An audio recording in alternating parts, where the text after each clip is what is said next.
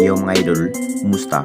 Manrek mga sports, sabi nga pala, atin mag-usapan, breaking news, Barangay Ginebra, Jim Alonso, nakapag-desisyon is back to Ginebra at Eli Tenorio, matinding sinabi sa upunan ng Barangay Ginebra.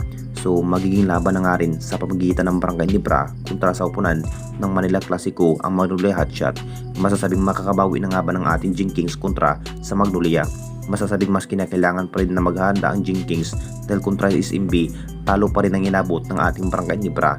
Panglimang laban na nga rin ng ating Jing Kings ngayong PBA Commissioner Cup kung saan may 2 panalo at 2 talo. Ang plano pa rin ni Alfrancis Chua mga idol, talagang makukuha na nga ba ang mas bagong wristback.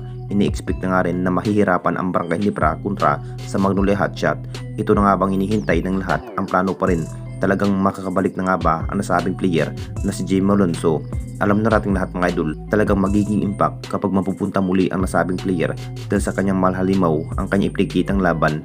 Sabik na nga rin ang lahat kung gano'n na nga ba kasolidong lineup kapag mapupunta muli ang nasabing forward. Marami pa rin ang nasasabi mga idol na sa team practice na nga rin ang nasabing player na si Jim Alonso. Nakapagdesisyon na magbabalik sa poder ng Barangay Ginebra. Nasa rights pa naman ang magiging papel sa nasabing player kung saan dapat na nga magbabalik sa upunan ng Barangay Ginebra para manumbalik ang dating solidong lineup. Kapag may Jimmy Alonso, nag-average lamang po ang nasabing player na may 6 minutes ang kanyang makukuhang playing time at 2 points ang kanyang maitala sa bawat laban, kung bakit willing pa rin ang Ginebra management na mapupunta muli ang nasabing player. Magiging respect na nga ba kontra sa Manila Clasico, maming 7:30 PM na nga rin ang magiging schedule sa pagharap ng Jing Kings at Manila Clasico. At dito na naman tayo sa isa pa nating balita, Eli Tenorio, matinding sinabi sa upunan ng Barangay Ginebra. Masasabing first time itong nangyari na magharap ni Eli Tenorio ang kanyang dating kupunan ng Barangay Ginebra ngayong PBA Commissioner Cup. Sabik na nga rin ang nasabing coach na si Eli Tenorio mga idol na makakaharap ang kanyang former team ng Barangay Ginebra. Kung gano'n na nga ba kalakas, sa inamin pa rin sa nasabing coach na parang mas mai-improve pa ang Jing Kings ngayong PBA Commissioner Cup kung bakit mas batang player ang kinuha, no Japet Aguilar at Iskate.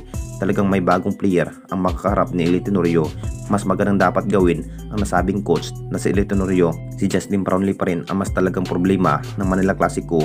Alam na natin lahat kung ano ang kayang gawin sa nasabing import na si Justin Brownlee. Talagang magiging impact sa bawat outside shooting. Mahusay rin ang ating best import na si Justin Brownlee pagdating sa outside shot, kung bakit mas makapagtala ng 30 plus ang kanyang maitala sa ating best import na si Justin Brownlee. Ito na nga ba ang mas matinding pagsubok ni Eli Tenorio na makakaharap ang kanyang dating kupunan ng Barangay Ginebra? Matinding plano pa rin para mapapantayan ang ating best import na si Justin Brownlee.